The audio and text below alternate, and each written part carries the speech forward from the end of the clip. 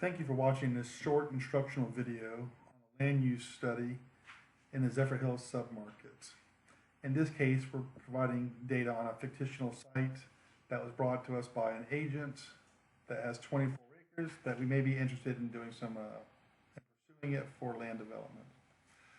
I'm not going to go over the typical data or the usages of our software because most of you are already aware of this, but in this instance, I will discuss this product. It's called the Base Layers Team, and the new functionality allows you to edit layers, filter layers, or excuse me, I should say edit your own data points and filter those data points and query them.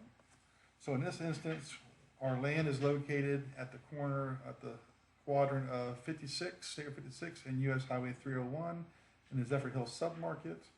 I'm going to zoom into that submarket, and the agent has told me the land is approximately 24 acres. Here's my parcels. This is the land right here. It's owned by Joseph Asbell.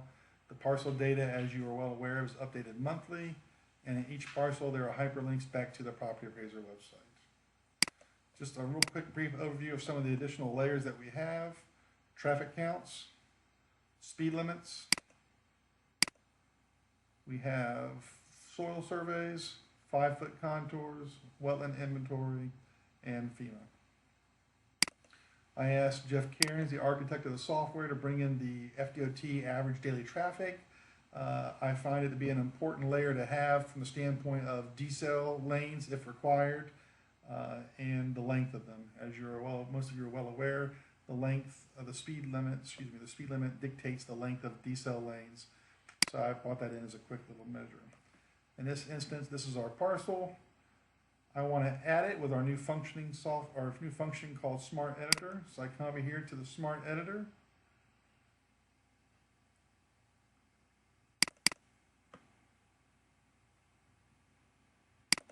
Start to look at the map. Turn the layer on. This is a new project. So I click on the map and start drawing.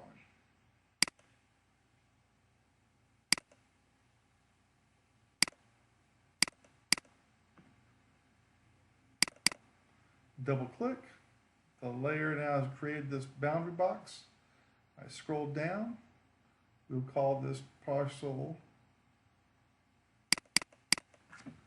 Zephyr 24. We'll assign this to one of our analysts in the office. These are fictitious names. Person 1, notes, Smith and Klein are asking $100,000. The site fronts US Highway 301 and has typical wetlands. When I save, I now see that on my map we have the new Zephyr 24 parcel, and if I click on it, I scroll down to my notes section. Here's my enter date. This is my login information. Here are my notes, and here's who it was assigned to. As I mentioned, this is a due diligence tool, so I'll go back to my layers. I'm going to go ahead and turn on my closings and see if anything is closed in the last 24 months, and I quickly see that there's quite a few land closings in the last 24 months. I look up to the northeast. Here's a $2 million land sale. Let's take a click at that for a second. This is a Meritage Homes tract of land that was bought recently in November of last year for $2,067,000. I also want to see if there's any applications for construction turned on, so I'll turn on my permits. And I see that there are a lot of permit applications recently, so let's go ahead and draw this property real fast. Let's add it to our database as a land sale. So again, I go over to my edit function. Cancel. So I go to my editor, I click on land sale, I quickly draw on the map.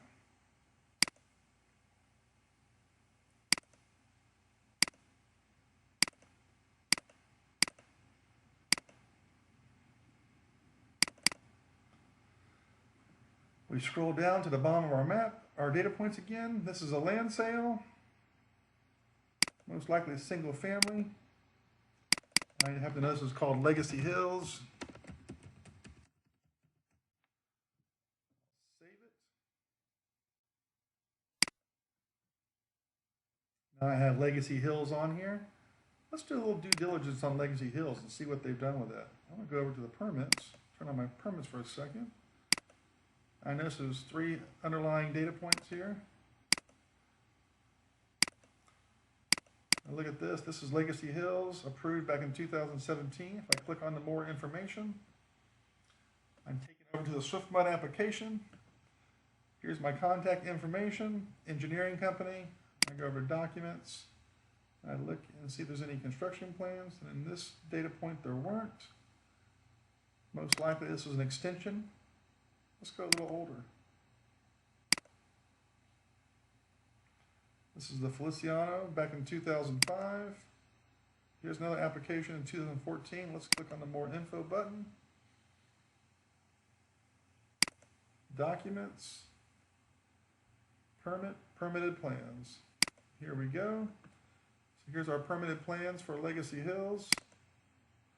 The map shows up, preliminary development, PDP, and construction plans. And here are all the construction plans on my site. As we can see, it's single family. I'm going to go to the site data table. If I zoom in,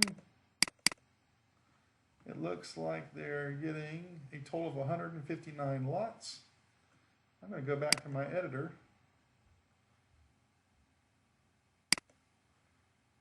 Click on my editor. I scroll down, I see Meritage Homes. I go down to my notes.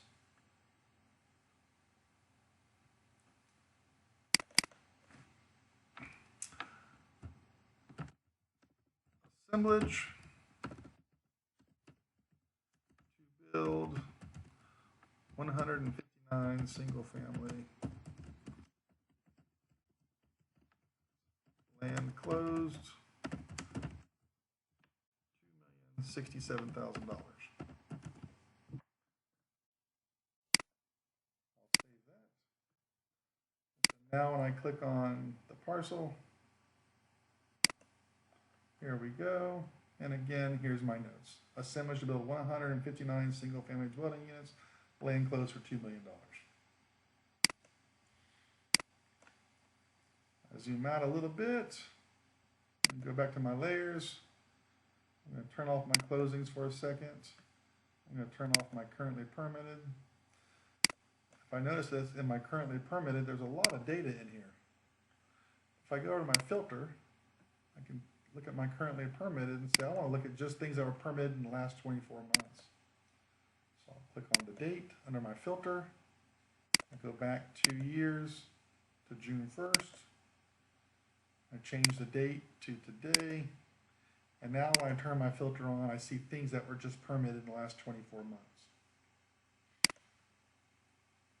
I'll go back to my layer list. Let's see if there's any pending applications.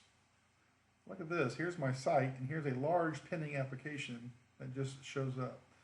What this is implying is this land is under contract and has not closed as of yet. So I'll zoom in a little bit, click on my parcel, Twin Rivers Ranch, the conceptual. If I go to my more info button, I see this is Twin Rivers Ranch. It was submitted last month on May 7th. So let's go ahead and let's also see who's doing this. EPG 2 Rivers, Armenia Avenue. This is a Zephyrhills project, and this looks like their applicant. And let's see. Here we go. I'm going to come back to my layers, and I'm going to add this to my map. So I go again back to my editor, cancel this. This is under contract. Zephyrhills is doing an application. So I'll click the under contract function, start drawing on my map.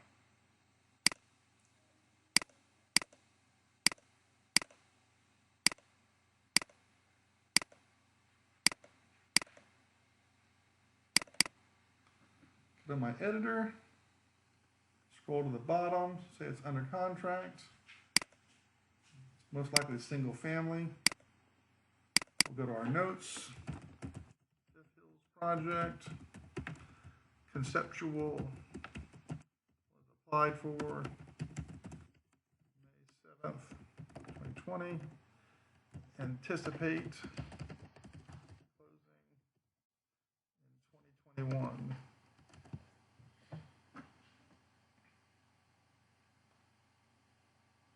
And we'll call this project Twin Rivers Ranch. Save.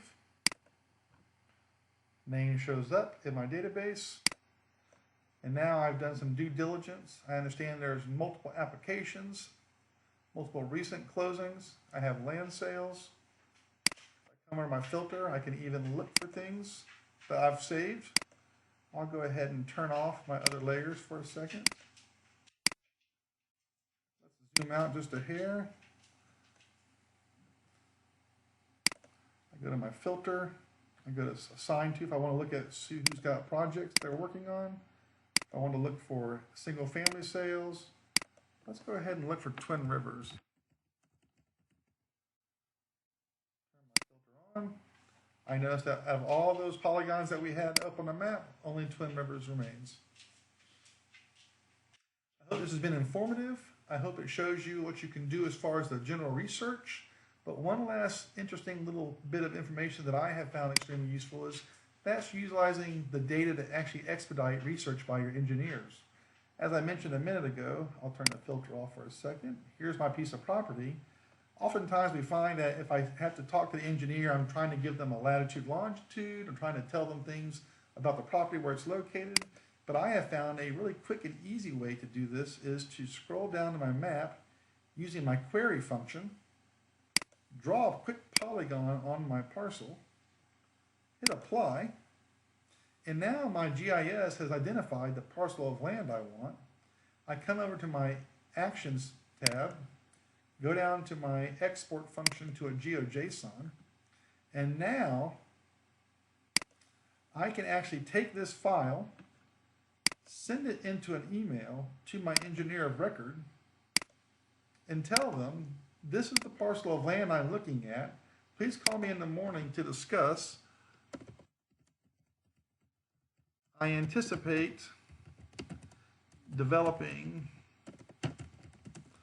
50-foot product. How many lots will it yield?